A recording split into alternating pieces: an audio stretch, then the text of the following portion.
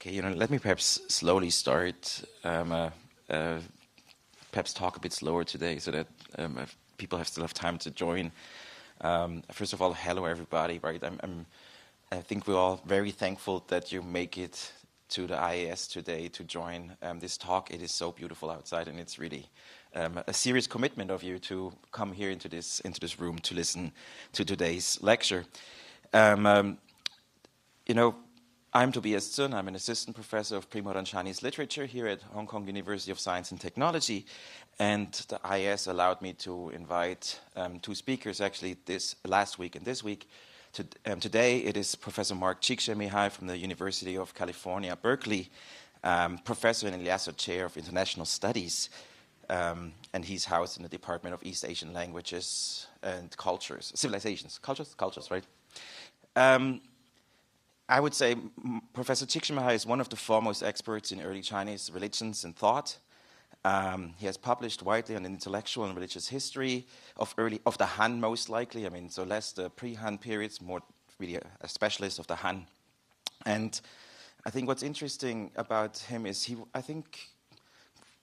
was originally trained straightforward in Chinese philosophy, right? It was at least my impression when I looked at his education at Stanford University, where he received his PhD and where he worked with Albert Dean and P.J. Ivanhoe.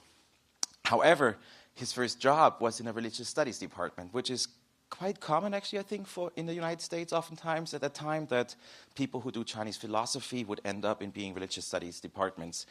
However, I think Professor CSIKSZENTMIHALYI had a specific history at Davidson College, which started to basically move him further and further away from philosophy and increasingly more to religious studies. And perhaps in some sense you could say grappling with the problems of categories, how they impact the way we look at early China. And so in my impression, one of the ways how he started to basically tackle these kind of problems that come with categories and so forth was by what I would call is a radical historicization of what's going on in the Han Dynasty. And let me perhaps show you a few examples of what I mean with this. So perhaps the first one actually started already with his dissertation about Huanglao and the term Huanglao and how it had anachronistically been utilized largely in the study of early China. The same thing you can say about several other publications. So he wrote a really important essay that's basically just about the term jia and how jia was oftentimes anachronistically translated as the idea of a school in early China. And basically his publication go on in these kind of terms where he takes something like another famous one is Confucius, right? And he historicized Confucius. Instead of thinking of Confucius as a person that would just exist, he would historically showcase the different types of images that Confucius would take on in different periods throughout early imperial Chinese history. So I would say this is perhaps, in my opinion, one defining mark of Mark CSIKSZENTMIHALYI's academic work, and I think also, at least to me, who was he's my co-advisor back in college. One of the things that really attracted to me back then when I looked for a grad school. Today, however, he will present to us something slightly different, because one of the things that comes out of this historicizing of materials is that you cannot just stick to the Han Dynasty, because a lot of the stuff that we know about the Han Dynasty is filtered through later periods. And so there's one other project that he's a co-founder of, which is called Global Reception of the Classic Zhuangzi, where he looks at a lot of basically the different interpretations of the Zhuangzi diachronically through basically the earliest periods up until modernity. And today, basically, we see another talk that comes from these later engagements with late imperial China. He presents a talk that basically takes a specific iconic, or not iconic, but a famous passage from the Mengzi and looks at later responses, here in this case Matteo Ricci, to this Mengzi passage, and then how Buddhists would start to respond to the same kind of passage that Ricci's interpretation of the Mengzi. So, without further ado, let's move over the microphone to Professor Mark CSIKSZENTMIHALYI. So please help me welcome him.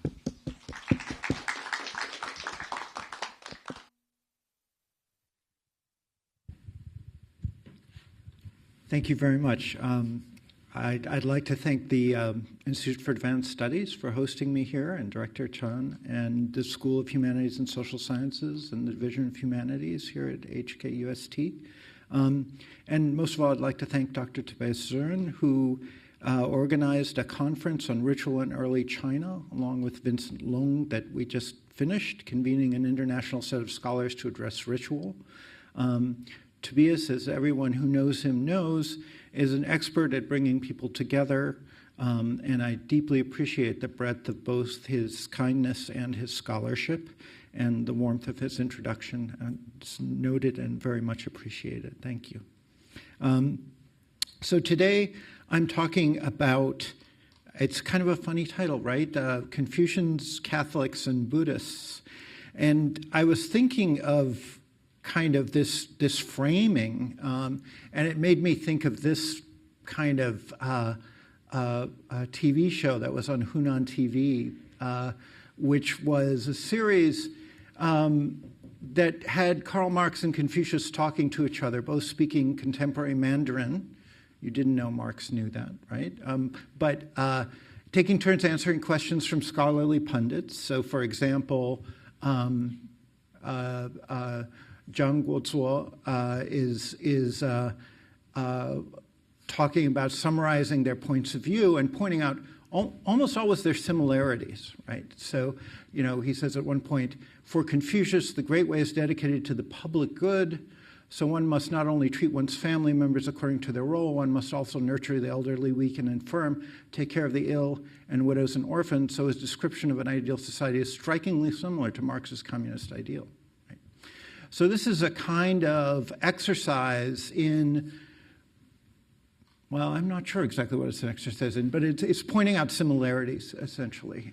There's one point I really like, and this is the three-part comparison, right? So the episode doesn't argue that the viewpoints of the two CGI-enhanced thinkers are identical. At one point, a ghostly image of Mao appears to invoke dialectical materialism to criticize traditional views of history. And then Marx points out that Mao also appreciated culture, and Mao then extols the richness of the Chinese tradition. Later, Marx underlines the importance of traditional culture by saying that Chinese people need cultural self-confidence, wenhua zixin, right? So this way of putting people together to talk about similarities and differences is widely practiced, right? There's a whole set of, I guess they're called jokes, but they're really kind of stories that try to encapsulate different points of view by putting them in the same situation, right? So instead of being on the Hunan TV set, you can be in, there are these jokes that begin, a priest, a rabbi, and an imam walk into a bar, and it's kind of a way of talking about, or you know, the essence of different traditions in a humorous way. Today, though, what I'm going to do is I'm going to talk about an actual conversation that takes place. It's not a verbal conversation. It's a conversation mostly in writing, but it's from the Ming. And here's actually a three-part kind of conversation from the Ming. This is Confucius, Lao Tzu, and Shakyamuni. What I want to talk about, the three I want to talk about, are a Confucian, a Catholic, and a Buddhist. And really what they're discussing, well, they're discussing the differences between points of view. But what I'm going to hone in on is this question about the difference between human beings and animals and what that means for how one treats animals. So the three that I'm talking about, first we have Mengzi, right? So he's not talking to anyone in the Ming Dynasty, at least as far as I know, maybe in some kind of seance type situation. But he was an early Confucian who, in Sanli Tenbaya's phrase, used animals to think about ethics. While humans and animals have different natures, according to Mengzi, he also, the text Mengzi also holds that non-human animals were on a continuum with human beings, right? So they're not different in kind. It's just kind of a difference in degree in some ways. And so recognizing their human-like behavior was a reason for not killing them. So this is one of Mengzi's arguments. And so there are different points of view about animals in early China.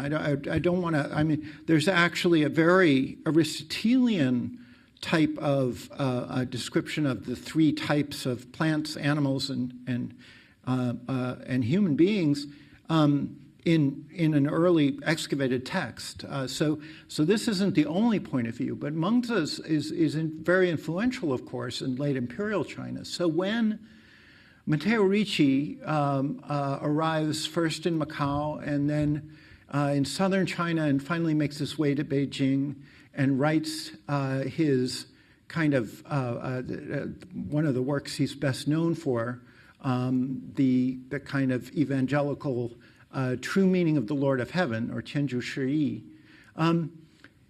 At the very end of the Ming Dynasty, he directly takes issue with some of the basic arguments in the Mengzi about human beings and animals.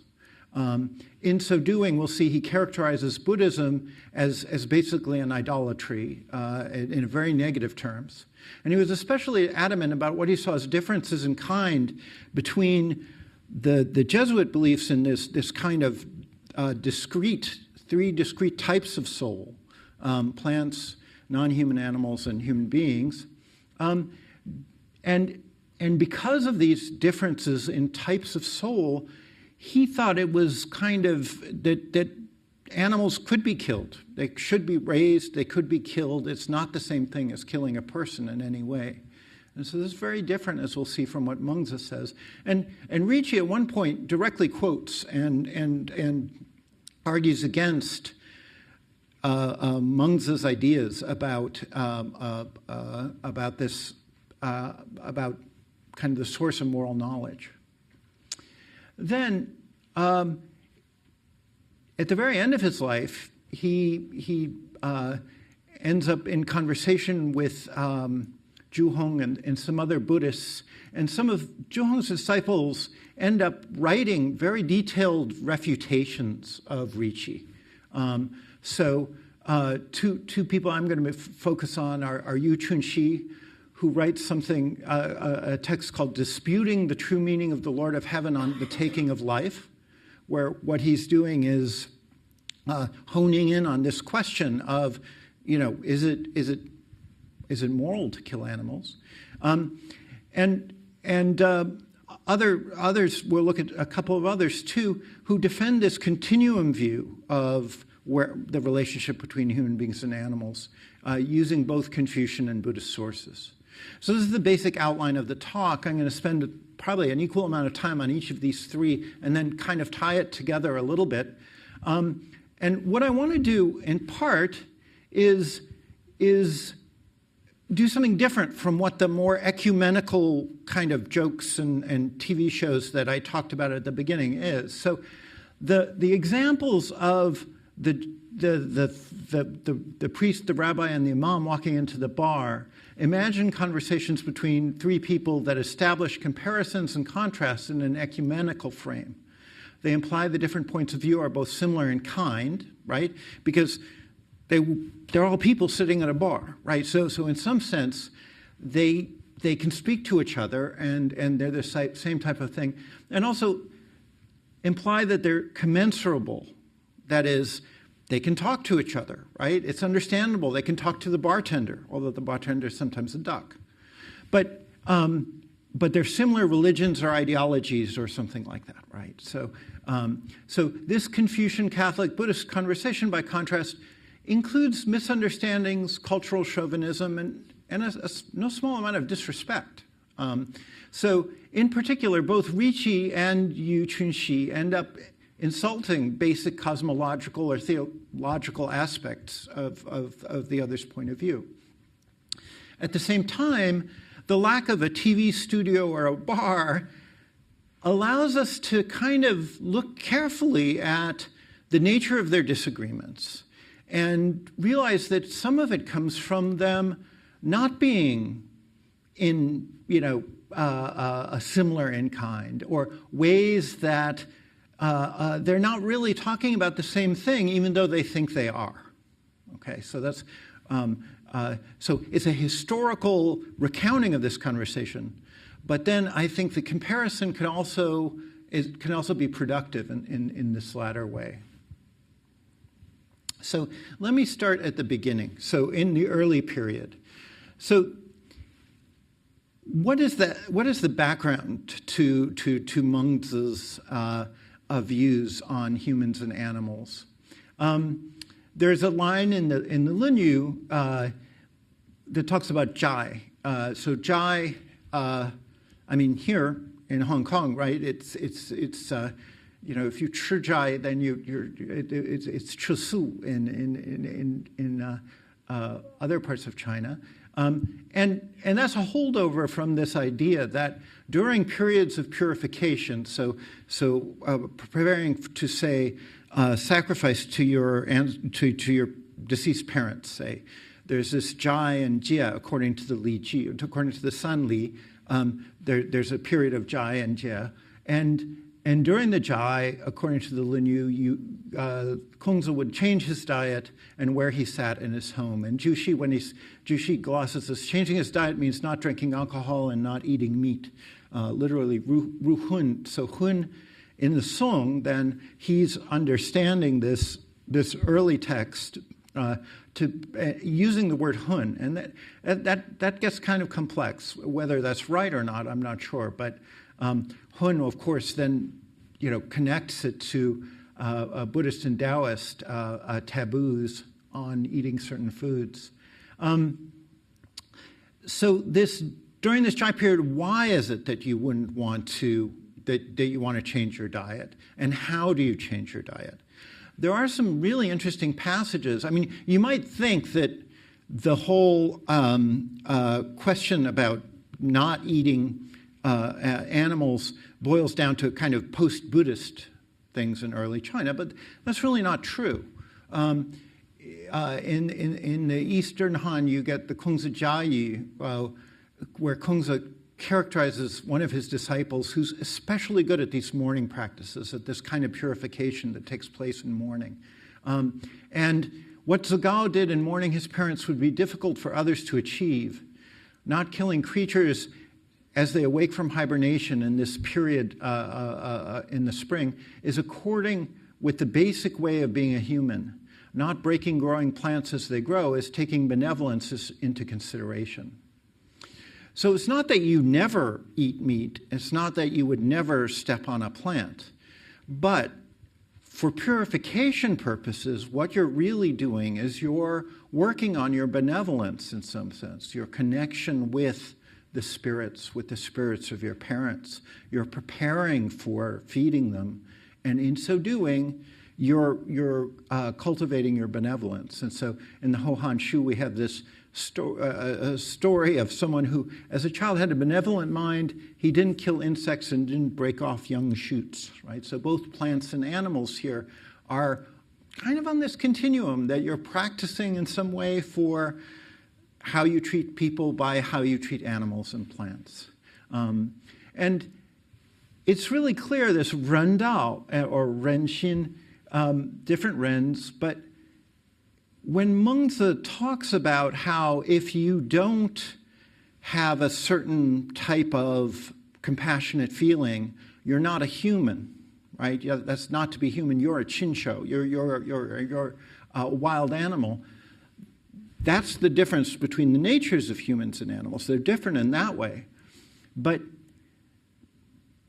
to be human, you have to, at times, be willing to take care of yourself. And Vincent Guissard's French book on the beef taboo in China summarizes this very well. A translation of this just came out. He says, in short, superficial should be sacrificial. The sacrificial religion and Confucianism, and he distinguishes between those two, were built on an alternation between the period of penance, that is, the prohibition of killing animals and fasting, whether including meat or not, and the period of sacrifice, when killing and meat were sacrificed, is is that alternation that I'm describing in terms of the penance period being the Jai kind of period, and then followed by the sacrifice. This model, which constituted one of the foundations of Chinese religion, was directly challenged by two sacrificial revolutions at the beginning of the Common Era. He says one Taoist and the other Buddhist, that rejected blood sacrifice and therefore the consumption of meat. So he's contrasting this early model where you alternate and this later model where you just abstain, right? So this association of not killing animals with the cultivation of benevolence in a kind of purification type setting is also kind of found in this early text. Now, you can tell, if you look at this talk closely, you'll see I work in the early period. So I'm much firmer ground during this first part of the talk. But this is actually a really exciting slip, which I don't think people, or three slips here, they have 24 characters, and they're from the Haihunhou tomb up near Nanchang that was just found just in the last decade or so. And so this contains kind of Lunyu slips, Shaojing slips, Li Ji slips, and it's Western Han, because it's the tomb of Liu He, who is a historical character we know about. We can date this very precisely when this tomb was sealed. And so this is in the 1st century BCE, and it's a discussion, and it uses a phrase that most of us know if you know Mengzi, okay, except in a slightly different type of conversation. So it's a conversation between two people. One, Hojun says, if you see something alive, you must not eat from its corpse. So this is the phrase that you probably know from the Mengzi. The famous story, which we'll look at in a minute. But does that describe a gentleman? And the response is, no, that's just kind of to have a human mind is to do that. That's just the human way in some sense. Hojun says, but I'm not like that. And then Wuma Zikwan says, but you haven't thought about that. The name is slightly different in the two places. It's kind of strange. So then what Hojun does, the person who asks the question, is he retires and thinks about it for 3 months.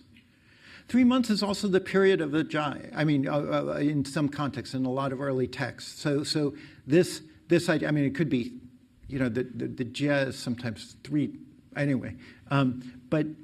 But the idea is he retires from it and he says, I too will not eat from its corpse, right? So he realizes that somehow he understands that that's to have a human mind, right?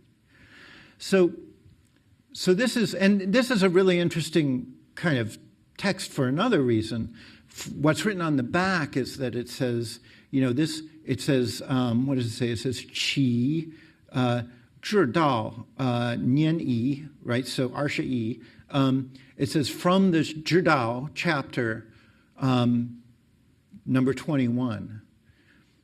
So, and if you know about kind of what's going on in the archaeological discovery of Analects type passages, that 21 is probably a reference to the 21st chapter of the Lunyu, right? So in the Qi version of the Analects, there are more than 20 chapters.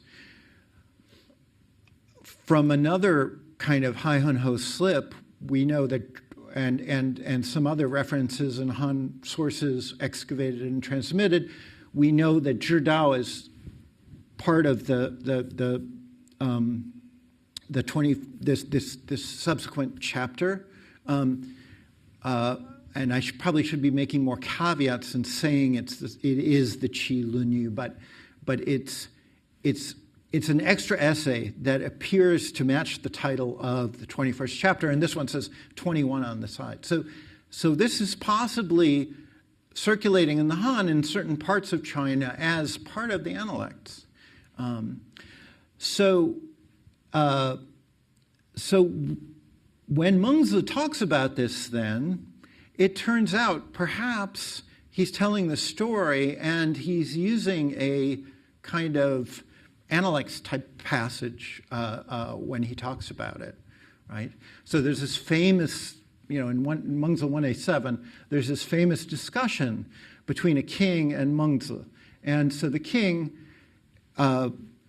again, most of you know this, but the story about them leading this ox, and the king sees it and orders it to be exchanged for a sheep, and Mengzi says, from this I can tell you have the heart, you have the mental capacity, potential to be a moral ruler or a good ruler, and the king, they have this conversation. How do you know that? And Mengzi says, well, I heard this story about this you sparing this ox, and the king explains it this way. He says, I couldn't bear it shuddering like an innocent person being led to an execution, right? So it's the humanness of the ox that he recognizes, right? And this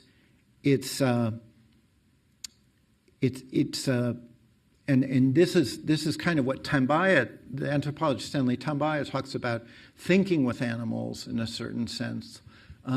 By the end of the passage, you realize that perhaps this was a mistaken kind of phenomenon. Like the king shouldn't have been where he could see the ox, right? The ox probably should have been killed because it had this ritual function to consecrate a bell, right?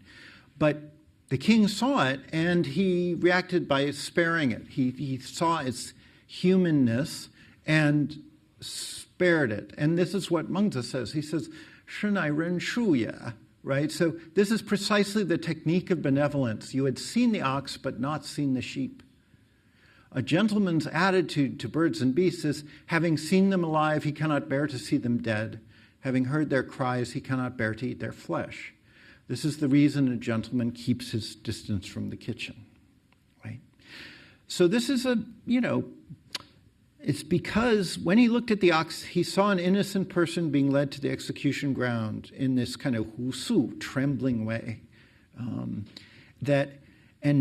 And so the method of benevolence has to do with recognizing a deserving object of compassion and extending this to such objects outside your perception. So seeing them in your mind's eye catalyzes a kind of spontaneous affective state that's the basis of the mature disposition of benevolence.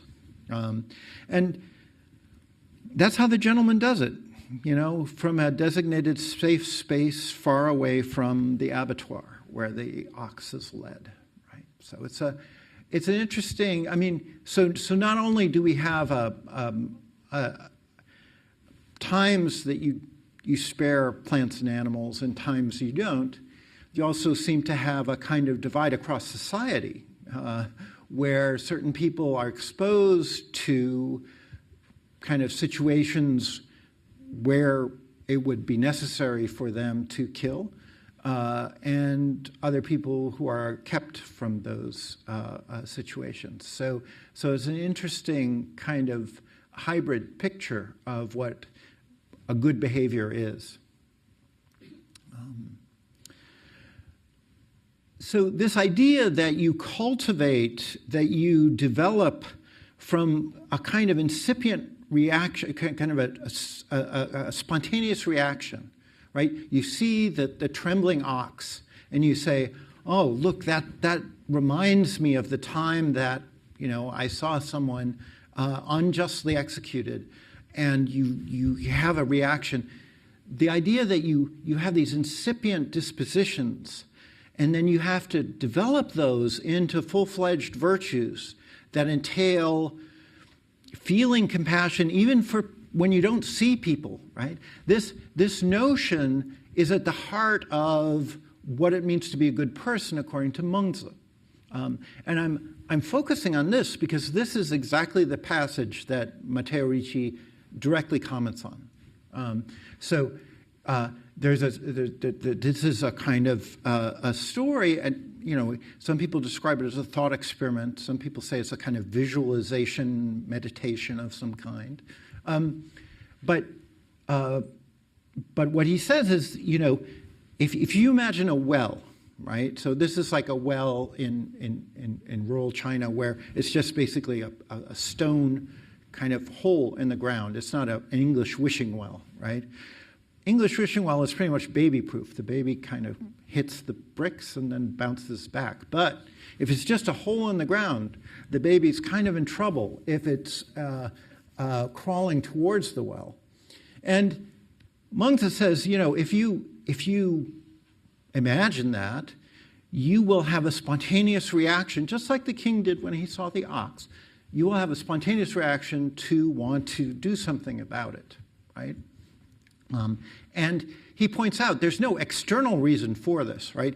It's so spontaneous, you don't have time to think about other factors, right? You don't want to ingratiate yourself with the infant's parents. You don't want to get fame among one's fellow citizens or friends. You don't want to avoid notoriety, right? Right, Faye? Yeah. I mean, you could also read that as kind of qi sheng, like you don't want the bad reputation, or maybe you don't want to hear the sound of the baby going, I don't know. But whatever the argument is, basically this is innate, this disposition that you have, and this is his, just like the ox story is his proof that the king has that potential. This is the story that all human beings have this ren xin, right? And it's again, it's not full-fledged benevolence. It's in this case he calls it the ciyin jixin, the aspect of the heart that is compassionate in a certain way. And so he says, he talks about different virtues having their root in different parts of the heart. And he says, looking at it from this point of view, a person who lacks a mind of compassion, fei renya, right? Again, to be human is to have this reaction. A mind of compassion is the germ of benevolence. Right? So that's the root of the mature virtue of benevolence, is this disposition to react compassionately. Okay. So this is Mengzi's picture, and many of you are familiar with it. For those who aren't, but not a lot of people realize that the Jesuits, the early Jesuits in China, those who mastered Chinese, like Ricci, actually were familiar with the classics, and they're doing two things, right? They're both translating, European texts into Chinese, but they're also trying to write kind of evangelical tracts in Chinese. So an example of the former is the translation of, for example, works by Aristotle into Chinese. There's a complicated kind of history of this passage. It's actually in Xu Guangqi's work, a work by Xu Guangqi, but is based on some Jesuit writings. But it's basically a statement of the Aristotelian view of the soul, which is very different from Mengzi's. So I'm just, instead of going into that whole thing, I'm just going to tell you, when God animated humans, right, Tianju, right, so Tianju is the term for God. If he only gave them vegetative and sensitive souls, they would be on the level of plants and animals, with little to distinguish them from plants or animals, right? So there are three levels of soul. Plants have vegetative souls. Non-human animals have sensitive souls. What it gave them that made them surpass all others, outstanding in the lead, is the rational soul, right? So this Linghun is the translation of the distinctive soul that human beings have. Right? So this is the underlying doctrine that we see expressed in Ricci. Now, I just want to emphasize just how different this is, right? So here's the kind of Wikipedia description of the ladder of souls, right? That comes from Aristotle. Here's my kind of fanciful description of Mengzi's Xin, right? It talks about the four types of kind of virtues that are grounded in your physiology, right? It's a naturalized picture of morality. And I don't know if they're associated with the four chambers of the heart, right? Because the Xin is, I'm translating it as mind, but literally it's the organ of the heart, right? But if you allow me that convention, it's a very different kind of picture, right? So that's what allows early Chinese texts, like one in Tobias's workshop we read, talks about in the what was it? It was in the Yueling, how at a certain point in the spring, if things are working correctly, the otters will start making offerings, right?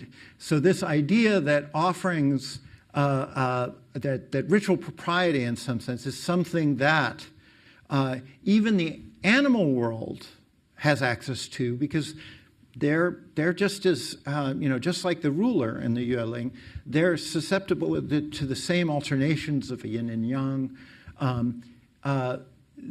That makes sense in this model, but you'll never see that in the Aristotelian model.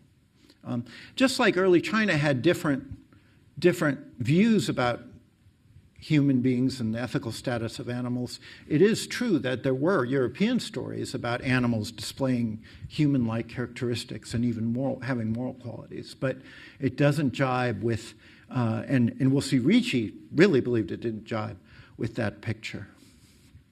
Okay, so now let's move like fully into the Ricci, the middle period of this talk. And it's based on Qianzhu Shiyi. So that was published in 1603. It was written in Chinese. It contains dialogues between Chinese and Western scholars and sought to exploit certain similarities between Confucianism and Christianity to ultimately show the need to convert from the former to the latter. Right? I guess not just Confucians were supposed to convert, but there's no question that his network that he was concerned with converting were, by and large, the scholar official class. So Xu Guangqi is a member of the Li Bu. The Li Bu is who he's associating with. His attitude is kind of the pejorative terms he uses to talk about Buddhism and Taoism. It's hard to tell if this is just a kind of idea that because he saw them as more religious, they had to be more idolatrous, right? So from a Jesuit point of view at this time, idolatries are kind of created by Satan in order to deceive people. We see that in the writing of other Jesuits like HKUST when he's talking about Central and South America. And actually, at one point, Ricci comes right out in Qianzhu Shiyi and talks about Buddhism in those terms. So so it's hard to tell if it's that or if it's the fact that the Li Bu people are also charged, because in the Ming, according to the Daming Lu, the Li Bu has these special, the Ministry of Rites has special kind of officials in charge of controlling Buddhism and Taoism, right? So those are offices within the Li Bu. He's, tightly kind of working with Li Bu people. That's the network he's cultivating. Xu Guangqi, who was pictured earlier with Ricci in one of my illustrations, and who wrote the Ladder of Souls passage, a Christian convert, was minister of rites. So I think there's this close kind of connection between the views of the Confucian officials in charge of regulating Buddhism and Taoism, who in their own writings could be very dismissive of those traditions, and Ricci's point of view too. So it's kind of hard to tell exactly where he gets, or it's probably both, right, in some sense. So here's part of his passage is, part of his strategy, as I said, is to focus on comparisons and say Confucianism and Christianity have some similarities, but then the punchline is always, but Christianity is superior in this, in every way. Eventually, it gets to that punchline. I don't want to make it sound like I'm saying this as a joke, but it's so. But he's very well read in this. So he's quoting Mengzi here very, very closely. He says, "Children love their parents, but so do animals. When ordinary people suddenly see a child about to fall into a well, they will feel fearful and apprehensive for it, whether they're humane or not. Such concern results from their innate goodness, from their liang shan." Right. So, if you know about Neo-Confucianism and Wang Yangming, for example, this is a term from Mengzi that is repurposed and becomes a central moral term for in Lu Wang Confucianism, and so he's kind of substituting that for the kind of Ciyin Jixin that Mengzi is talking about, but it's certainly based on Mengzi, so it's not a much of a reach here. But what virtue is there in this when even animals and the inhumane all possess this kind of innate goodness? Virtue can only be regarded as such when a person does what he sees to be right. If people are unable to do what is right when they see it or are neglectful of it, they will not be virtuous. Okay. So this is really the kind of the time-wise a little past the middle, but this is like the central moment in this talk because he's directly engaging Mengzi. But there are a couple of really interesting things. First of all, he prefaces it by talking about animals and children, right? So he's already concerned with animals, and then he brings up animals. He said, well, what virtue is this when even animals and the inhumane all possess this kind of innate goodness? But the other thing is that he's basically saying that these spontaneous moral acts, what Mengzi says is good about these acts, he says is the very thing that shows they're not good. Right? Because anybody, even an otter, say, might have a spontaneous reaction of this sort. This shows it's not human, right? Because they're not doing it in a considered rational way. They're not calling on that aspect of the Ling Hun, of the rational soul, that differentiates human from animals. And as a result, these spontaneous moral acts for Ricci are not moral. Okay. And this then is kind of a really important moment because I'm using the word moral to talk about both of them, but because because we're doing comparative philosophy and I need some kind of vocabulary that's shared.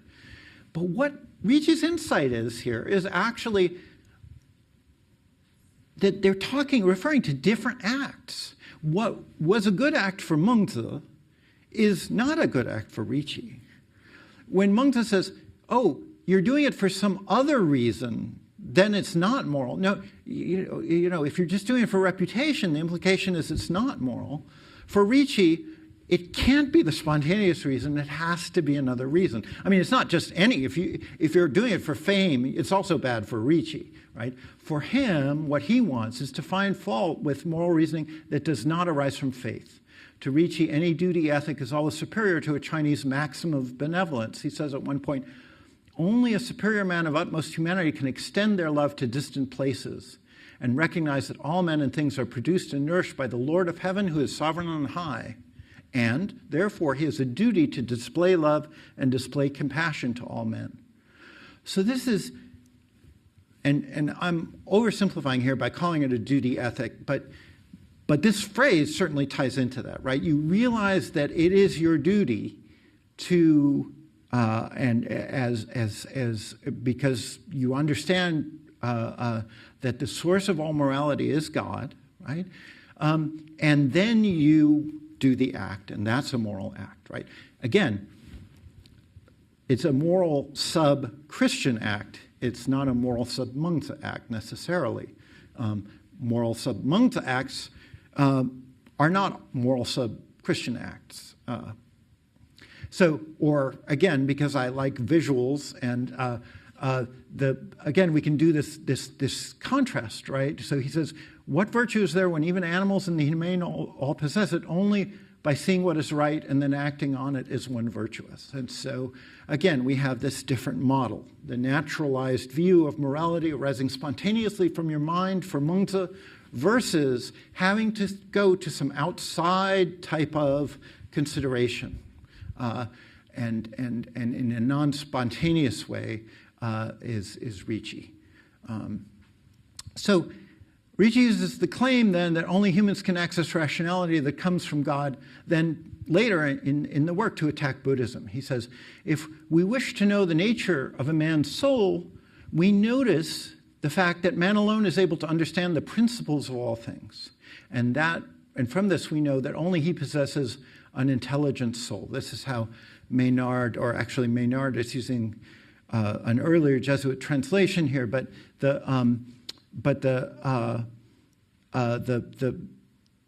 term here is linghun, which we translated as rational soul earlier. These truths are so obvious that Buddhists perversely assert that the souls of birds and beasts are intelligent, just as men's are, an assertion that is too irrational for words. I often hear it said that it was a mistake to follow the Buddha. I have never heard it said that it is a mistake to follow truth. That is principle, right? So here he's differentiating between Buddhism and Confucianism because he's using the word li here, right? So in a Neo-Confucian context, li is the kind of this principle that is kind of there, present in the whole universe, and he's speaking to his Confucian friends. He says, we know it's a mistake to follow the Buddha. You tell me that all the time. It's never a mistake to follow Li, right? So he's differentiating between Confucianism and Buddhism in this way. You can imagine that this didn't go over well. And initially, actually, it took about 5 years for anyone to write a kind of refutation of this or a response to this. But we see it happen in Hangzhou. Hangzhou was a Christian center and a Buddhist center. And so for a while, these groups are somewhat in competition. And Yunqi Zhuhong, a famous Buddhist patriarch, writes a work on treatise on refuting error that's lost. But one of his followers, Yu Chunxi, writes a very specific work on disputing the true meaning of the Lord of Heaven in 1608, 5 years after Ricci first publishes the work. This is a work that alternates between somewhat pedantic refutations of individual claims that Ricci makes using classical Buddhist and classical texts and Buddhist texts to more sophisticated theological sorts of arguments that engage Ricci's arguments on a more sophisticated level. And I want to focus on the latter. Here's an example of the former. So he says, well, you say that there are these three types of soul, and plants are different in kind from animals, but in the Li Ji, for example, we have this passage, cutting down a single tree in the wrong season goes against filial piety. Right? So kind of going back to kind of some of the rhetoric we saw from the early period. So what are some of the, and I'm only going to give you a few of these because, but they're really fascinating, right? This is a kind of real-time debate between the Catholics and the Buddhists in the same kind of metropolitan area. So Yu Chunxi, for example, here's one thing. He gets a little suspicious about Tianzhu's kind of motives or consistency. And it goes to an issue that Ricci brings up. Ricci does talk about how God creates both kind of animals to support people, but also animals to give fear to people. And somehow that fear is a proof of God's, well, that's for Yu Chunqi, that's kind of the question. What's the point of that? I mean, it's supposed to be a providential God, and you say he's providing you animals to eat, but then he's also doing this, right? So he says, when Ricci says, as a direct quote of Ricci, heaven produces meat and seafood to nourish people, I would ask whether heaven also produces people to nourish poisonous insects and wild beasts, right? Those non-human animals are unsatisfied without eating humans, right? They're not vegetarian, just as people are unsatisfied without eating creatures. I'd further ask whether heaven produces the flesh of the weak to nourish the strong, to eat at will, causing one to devour the other, indulging the strong and violent to bully the timid and weak. This kind of shows that Tianzhu is kind of perverse, right? There's another kind of flippant remark that Ricci makes at one point in Tianzhu Shi, that if animals, actually had souls, why do you make them pull carts, right? They're suffering. Surely they would be better off killed so we can eat them rather than suffering if they have souls, right? So this is kind of, I characterize it as flippant. It seems a little flippant to me, but this is the response by Yu Chunqi. He says, if one must quickly kill oxen and horses that plow the fields and pull carriages and thereby relieve them of their suffering, as Li Ma Do says, they would undergo over the remainder of their lives, then that suffering would fall upon servants and laborers next, right? Who would willingly share the same temporary pain as oxen and horses if they were delegated to do so by their bosses. But who would the bosses then delegate in the circumstance that everyone receives the cut of the blade, right? So if they're suffering, let's put them out of their misery. Then those reborn in heaven would all be ghosts with their heads severed from their necks, while the earth would transform into a country where heads are flying everywhere. That's absurd. That's kind of an elegant kind of turn of rhetoric, right? Here's another Buddhist taking issue with Ricci. This is a different work called Dissecting Teachings and Cutting Words, and this is a late Ming work. Ricci also said, although a person may be as close as one's parents, that person must still be counted as an outsider when compared with the Lord of Tian. Talking about the imperative that we've explored earlier, that you also have to, it has to be your faith in God that ultimately motivates you if we're going to count your act as moral. So this is a list, in this work, it's a whole list of mistakes of Ricci. This is number 3. He says, his third area is exteriorizing filial piety and seeking benevolence elsewhere, which shows he does not understand the one root of authentic nature. One root is kind of a mentioned term, right? And so what's interesting about this to me, and I'm going to get to this at the end of the talk again, is that these Buddhists realize Ricci is debating Mengzi, and they're using Mengzi to try and show that Ricci is misunderstanding Mengzi in some sense. Or they're using Mengzi to show that they believe the non-Christian viewpoint, that is one that they're combining Buddhism and Confucianism, is correct. Shi Tongrong is another Buddhist writer, I think from Hangzhou, if I remember correctly. Furthermore, to cleave up birds and beasts by saying they do not possess a numinous soul, to kind of cut them off from human beings, and use them to feed people's stomachs leads people to kill them as they please, completely lacking the virtue of not being able to bear the animal's suffering, right? This is also mentioned language, right? Bu ren. And so,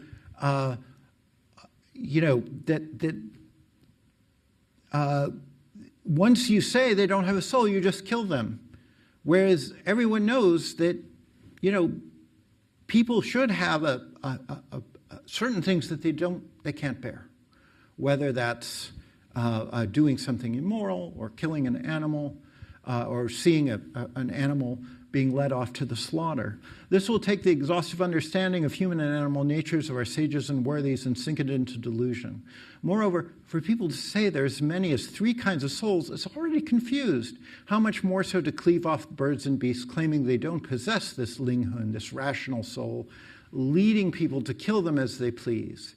Is this not Confucian, giving rise to further confusion, delusion added to delusion? So for this, and this is an interesting thing that I'm not sure. I don't know enough about the version of the ladder of souls that the Jesuits are promoting.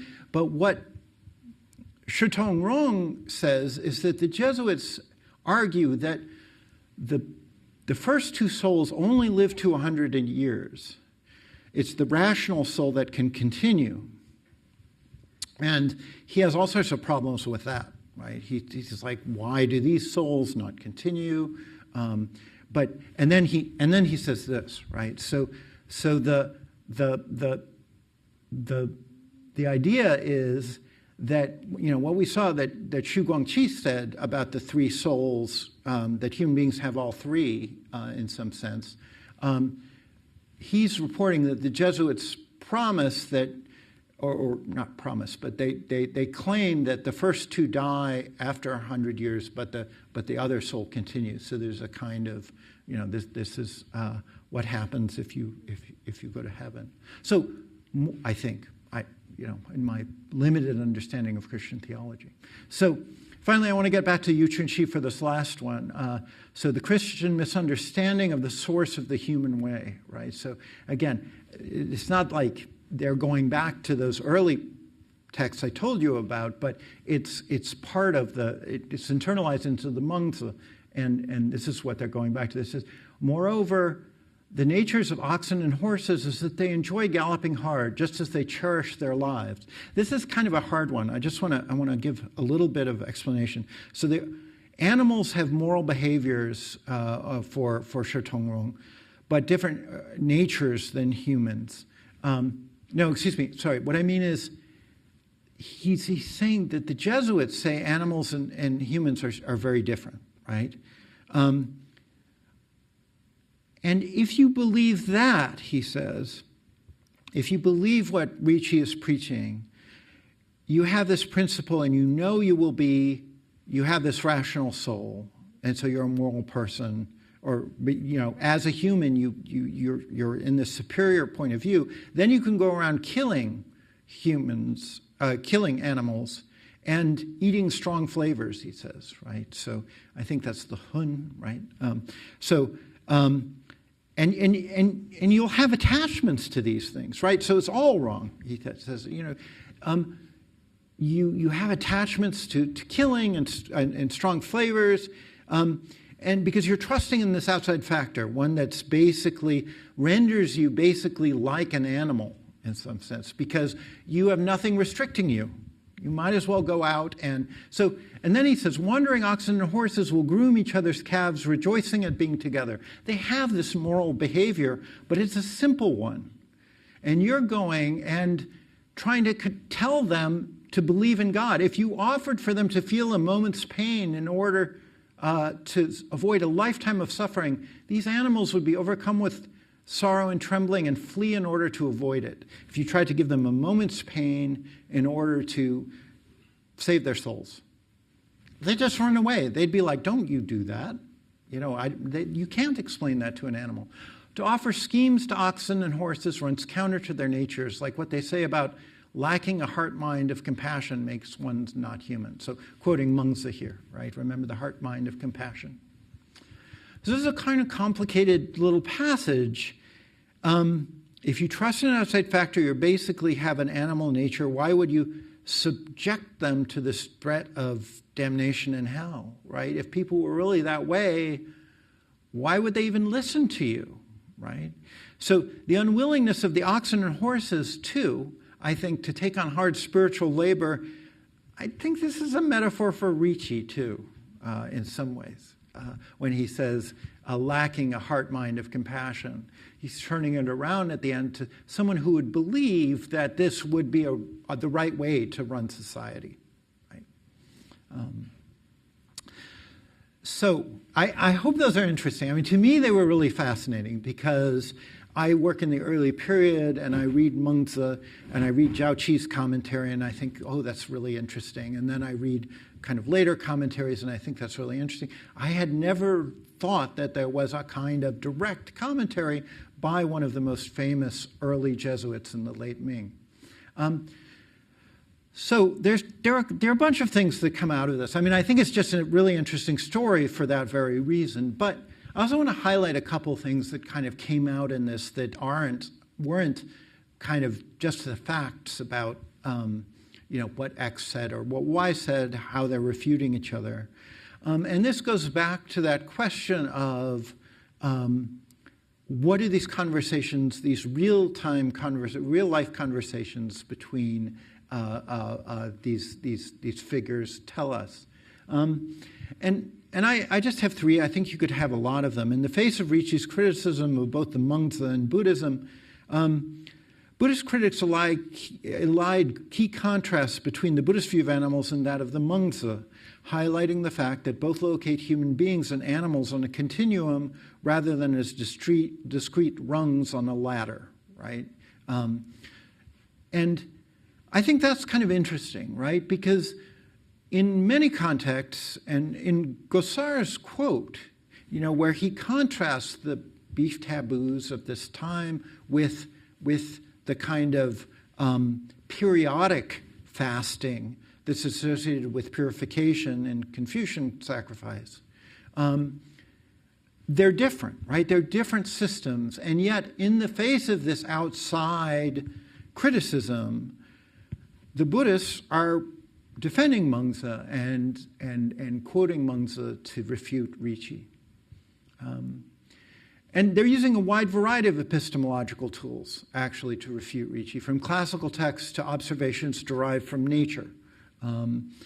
By going back to the innatist moral arguments of the Mengzi, in particular, they highlight the externality of Christianity, of Christian moral behavior, which constitutes different kinds of reactions than in that classic of the Mengzi, right? So just remember I think that insight that Ricci has, even though he's doing it in a very partisan and somewhat chauvinistic manner, is actually kind of an insight that I didn't, when I first started studying these things, I didn't bother to question, are they really talking about the same thing, right? And in a way they're not. They're classifying different types of reaction as good and as what is the optimal behavior, right? Finally, Ricci's fixation on Confucianism and Buddhism as separate religious traditions. Remember where he says, I've heard the Buddhists, I've heard people say Buddha is wrong, but no one's ever said Li, principle is wrong. And he's refuting Mengzi, and then he's just dismissing Buddhism, even though he's saying, they both have this problem with animals. They both kind of think that animals can have these reactions and have similar souls. So he's seeing the similarity, but he's treating them as separate religious traditions, leads him to argue against them separately. Interestingly, the Hangzhou Buddhists argue from the point of view of the similarities of the traditions. And going back to what I was saying about how if you seat the three at the bar, they are automatically commensurable and of the same kind, I think these second 2 points are kind of interesting because they're kind of calling into question whether the imam and the priest are actually of the same kind, right? Or is there a category mismatch? And I think, if we read these really carefully, we see that, Ricci is almost realizing there's a bit of a category mismatch. But this kind of shows that they are kind of talking about different things, even though they think they are talking about the same thing, right? They're closet incommensurables. So overall, I think this is a really interesting kind of thing to always look at, kind of the ethical status of non-human animals. Burkert wrote a book called Homo Necans, The Anthropology of Ancient Greek Sacrificial Ritual and Myth. And in that book, he talks about how the origins of compassion lie in the similarity between humans and animals, and in the way that it becomes problematic when hunting an animal and killing it. He says, in the hunt, you must treat an animal which is so similar to a human in just the way you must not treat a human, right? You know, this is the jai before the sacrifice, right, in some sense. Or Aaron Gross in 2017 summarized his view about the role of animals and religion in tension. He says, the human capacity for empathy with animal lives and suffering, and on the other hand, the social necessity or practical advantages of harming or killing animals, this tension between compassion and killing is an important factor shaping rituals surrounding hunting and later the killing of domesticated animals, practices that in turn shape later religious institutions.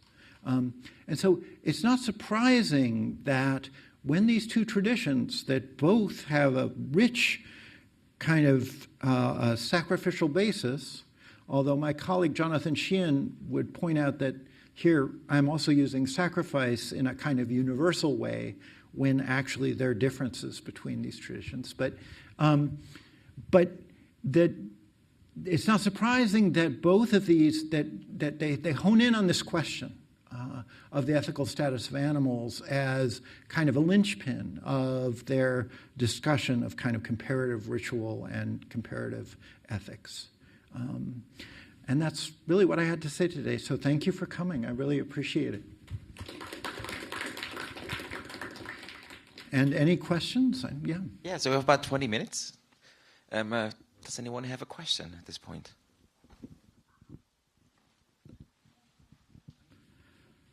Yeah, thank you.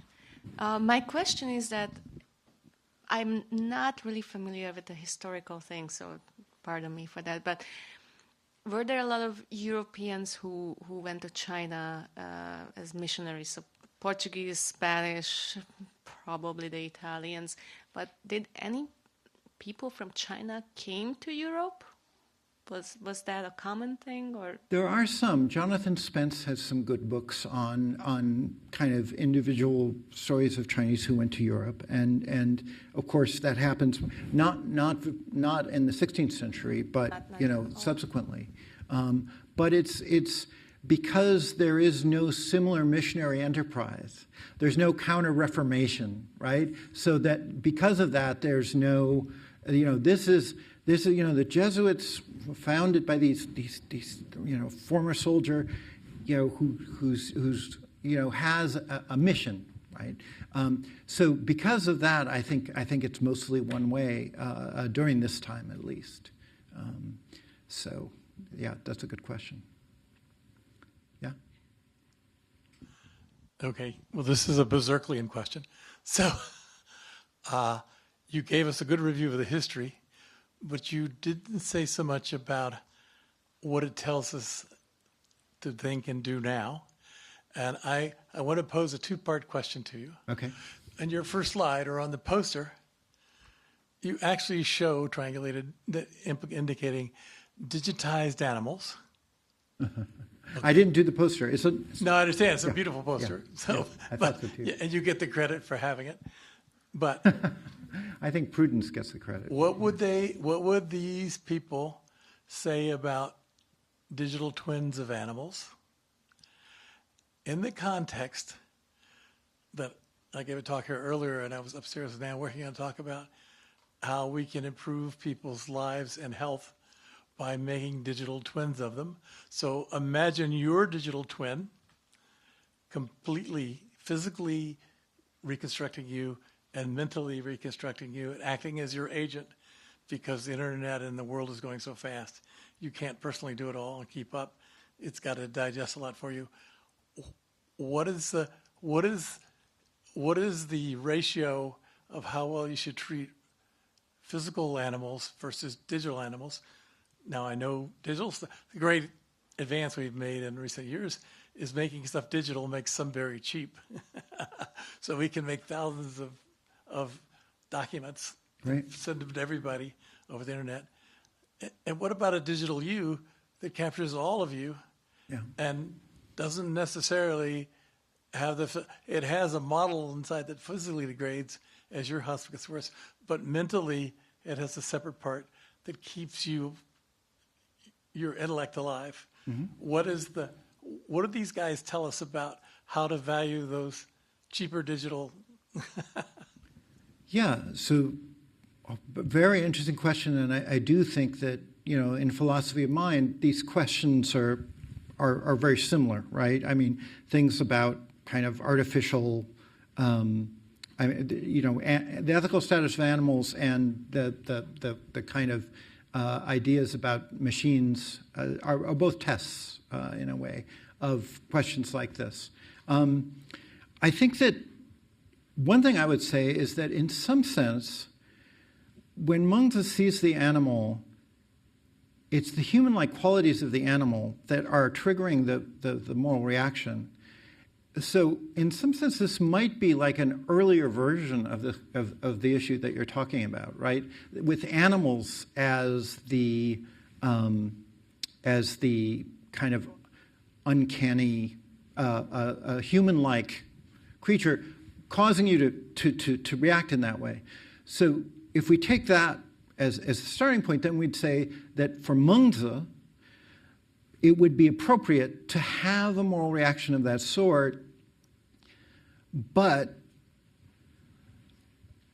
the people in society for whom you want them to have that reaction, they shouldn't work in the Android erasing bureau, right? That would be the proper translation of this, right? And actually, that reminds me of a science fiction movie. I'm trying to remember which one, where is it Blade Runner? Yeah, no, it must be Blade Runner, right? Those are replicants, yes. Yeah, you're erasing them, right? But in any case, so I think that would be the mention point of view, right? Whereas I could imagine Ricci kind of like, again, science fiction movie, the one with, the very popular one with the man making the female replicant but then he kills each generation of them. And then she escapes. Right, yes, right. So, Ex Machina. Yeah, Ex Machina, thank you. So that would be, I could imagine Ricci not finding very much wrong with that if he feels like there is a kind of human superiority in some sense. So it's, again, a discrete versus a continuum kind of question, right? And I'd say these two attitudes map fairly clearly onto two possible, or two of the many possible positions, but two kind of important contrasting positions, probably in your own work, I would guess. Buddhism, you have like robot bodhisattvas nowadays, online bodhisattvas. Right, it happens, right? In Japan, Right. Japanese. Well, the other place it happens is in the Liezi, right, where this automaton is created, right? So that's a Buddhist story that then ends up in the Liezi collection, and it's so lifelike that what happens? The king. Someone help me here. I'm trying to remember this. Right.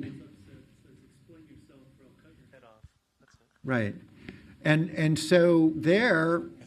He's flirting with a concubine. Yeah. So that's kind of so we've talked about the Confucian position, and we've talked about the Catholic position, and here's a Buddhist story from the Liezi that. What is it? I'm not really sure what the. Yeah, I'm trying to remember, but it is. I mean, it is a really similar set of questions that you're using a kind of mirror to human beings in some way to think about human ethical questions. I think you will get personally attached to your digital twin. Uh-huh. You will find it very, very much rewarding to have. Mm-hmm. Okay. Yeah. I don't know. I mean, does it make a difference if the memories of that it's based on are housed in some other place? Then the physical body is not so important, right? It's just the preservation of the.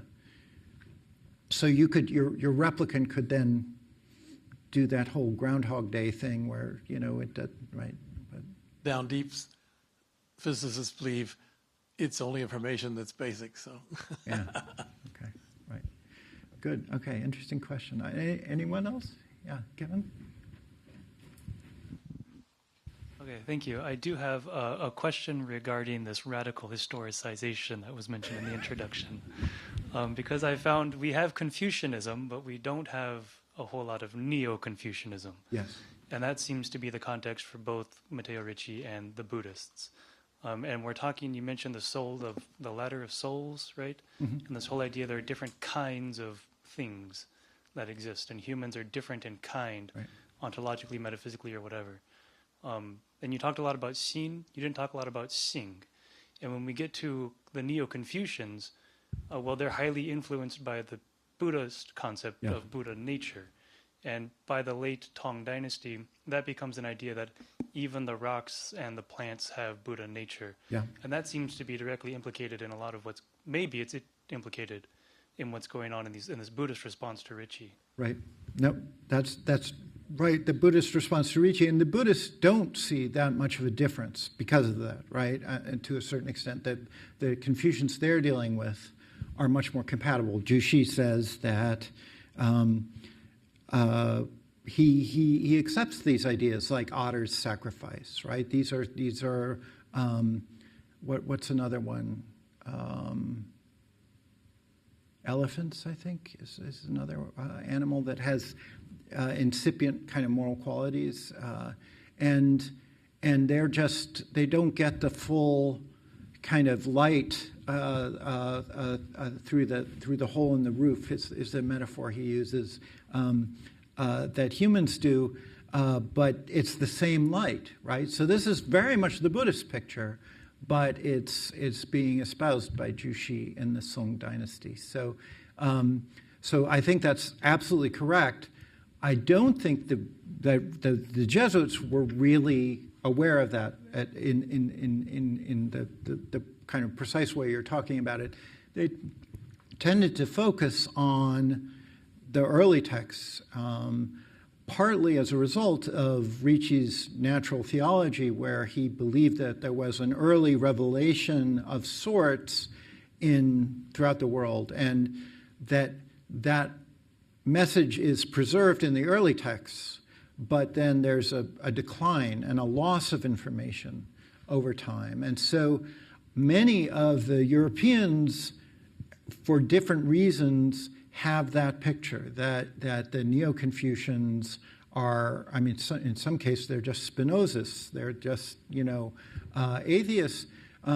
It's only certain ones, only some of them are willing to take Neo-Confucianism seriously. There are some who believe Neo-Confucianism is superior to early, but anyway. But no, it's a great question, and it's actually really helpful because I feel that I'm saying that Ricci's outside criticism causes them to elide in some way, but you're pointing out that because they are actually living in the late Ming, they're living next to a version of Confucianism that is more compatible with Buddhism. So it's a very, very helpful point. Thank you.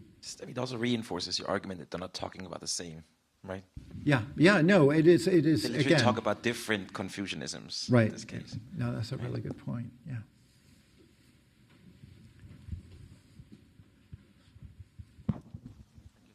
Yeah. Mark, thank you very much for this wonderful lecture.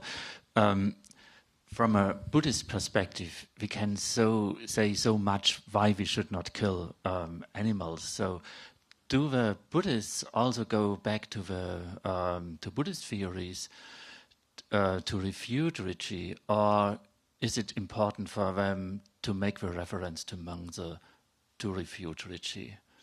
Yeah, so I didn't talk about there is a place where Yu Chunxi quotes the Awakening of Faith. He's using multiple sources.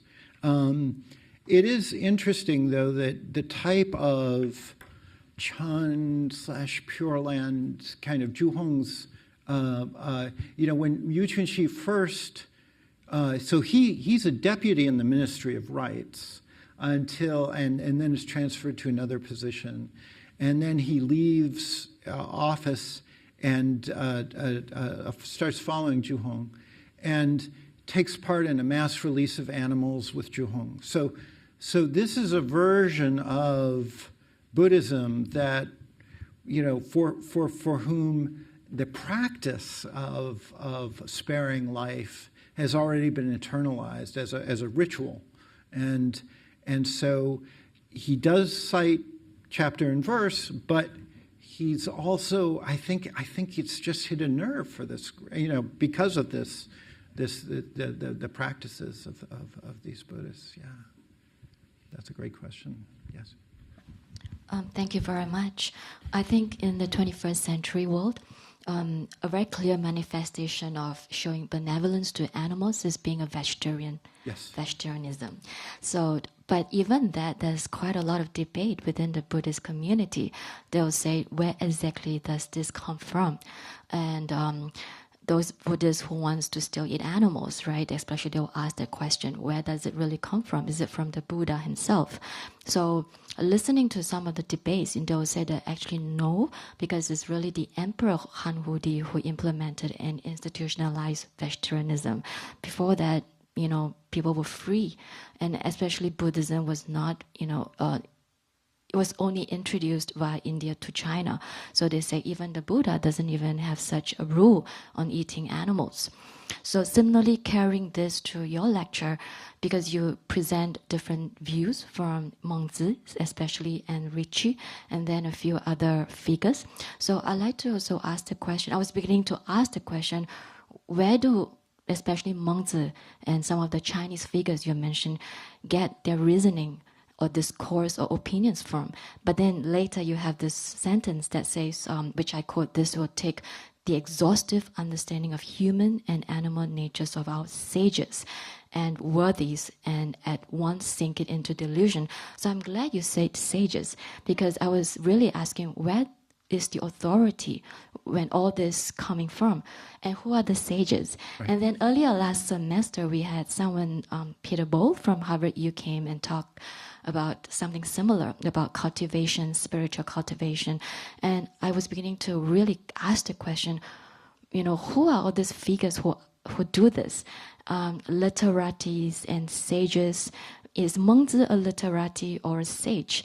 I'm a historian, but I'm very, very interested to know what a philologist, how they use the word literati on people like Mengzi. Because, is Mengzi even a sage who wrote about all this reasoning about how animals should be treated?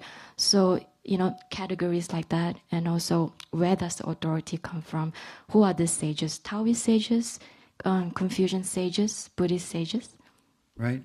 So in the quote you're talking about, I think that when they say shengxian, they're talking about sages and worthies, referring to the combined kind of sanjiao kind of tradition, which they feel are consistent on this point. And so that's why you're talking about Mengzi and you're using Buddhist sutras to quote it. They felt that this system, this guy comes in and he's saying, there's this outside deity that is the boss of heaven that is trumps everything you've heard of before through thousands and thousands of years of history. And the reaction is, this is treating our whole tradition as if it was false, right? So I think in that case, they're combining Confucianism and Buddhism, and perhaps Taoism, although he's completely silent on Taoism. And if you understand the Ming, maybe that makes sense to you, but I'm not quite sure why that is. Now, the other part of your question was about the sources of vegetarianism, and I think I would refer you to Vincent Gossard's book that just came out and he does he does late imperial stuff and he does a great kind of history of that, and I think that's a really good place. The one thing I want to emphasize though is that this idea that during the Jai, you change your diet is in the Analects, right? So it's a probably before Han Wu Di, and that's a reference to, people disagree about what that passage actually means, but read in light of early imperial writings, there's no question that, if you're purifying yourself, you're not supposed to take life, right? You're preparing to meet your parents, your deceased parents. You're supposed to be completely tuned into where they are. You serve them this food they liked in life. You're not supposed to be solemn. You're supposed to be happy that you're giving them this food. You're creating a mindset, a kind of a purified. You're purifying yourself in preparation for being attentive to them. And this is associated in the sources I told you with benevolence, right? So it's like, you're getting rid of all these things. And so, all these things, it sounds a lot like Buddhism in some ways, or at least, detaching yourself from all these practices that are impure. So there is a version of vegetarianism that is not post-Buddhist, is probably pre-Han Wu Di, that is part of the tradition. It's just that a lot of times people associate it only with Buddhism, and therefore the question is it Han Wu Di, or is it from Central Asia or something like that? But this is actually an indigenous kind of a Chinese type of periodic vegetarianism that's kind of like, not eating meat on Fridays in some ways. It's kind of more periodic. But it's and I've been a vegetarian for decades, and I also think that despite this kind of historical tradition, we have a new reason to have a plant-based diet, and it has to do with our better understanding of climate science than we did before, and I think that's also fair to bring into this conversation. So, yeah. I think time for one more question, just very quickly. You don't have to run out after this is over. I'm sure that. Yeah, I'll stay if anyone wants to talk. I'm always. I love this stuff. So. Okay, thank you. So I should say thank you very much for your fascinating and interesting talk. I think I come here and I learn a lot from you from this talk. So thank you very much. I appreciate it. Now my question is, if you allow me to summarize your talk in a very simple way. I hope not too simple. Okay. It seems to me that according to your talk, the Catholic like Richie is saying that we can kill animals. As for Buddhism, they say that we should not kill animals. And for Confucianism, it is somewhere in between the two, okay? So I'm not sure if my observation is correct. So if this is correct, then I would say that it is very interesting to me, because it seems that this reflects the core values of the three religions. Yeah. So I just want to know your comment on my observation. Yeah, no, I think and question number 2 is... Yeah. Okay, so... my second question is, there's a part of your talk that talks about Ritchie try to criticize the Manchus theory of good human nature. Mm-hmm. So can you elaborate a little bit on that? Because I'm not very clear about that part. Yeah, so Catholic theology is not my specialization. So let me start with the second one, though. And, rationality for the Jesuits was something that God has inscribed on our minds, inscribed on us, that allows us to make moral decisions.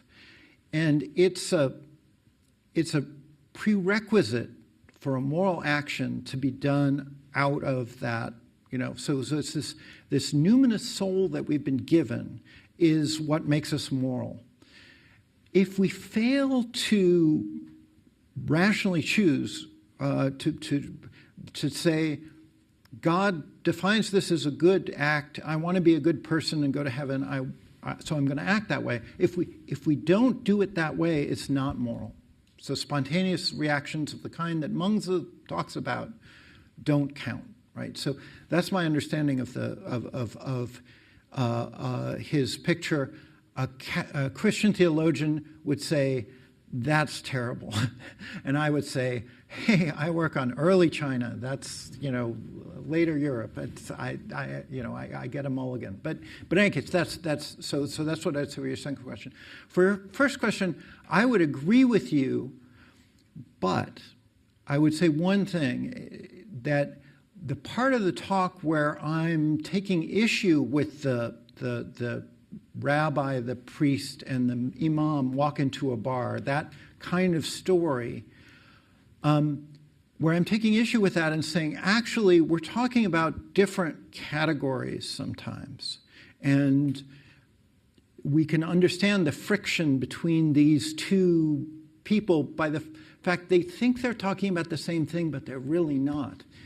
That's the one part of the talk that I'd say that your thumbnail of the talk doesn't quite get. Because the way you said it, it sounded like they're all these three people going into the bar, and they just have different,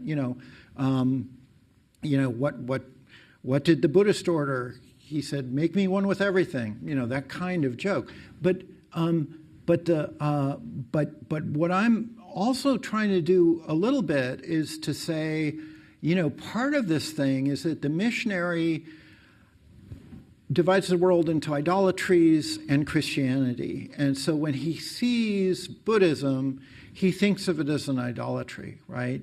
And he assumes certain things about it. He forces it into that category. So he believes that, their idea of what morality is has to be, or his idea of what moral actions are, have to be the same as what the Christian thinks moral actions are.